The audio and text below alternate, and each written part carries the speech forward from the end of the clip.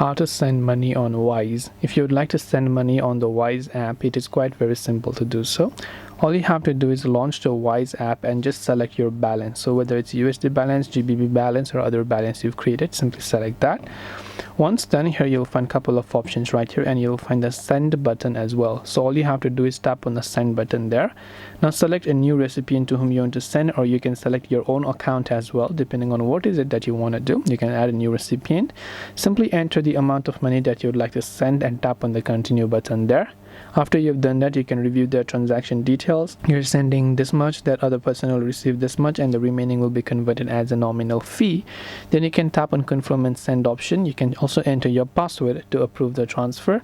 Then tap the approve button, and the transfer will be successfully made and the money will be sent to the other person. This way you can send money on Wise. I hope that this video helped you. If you have got any further questions, feel free to leave them down below. Thank you for watching till the very end, and see you soon as always in the next video.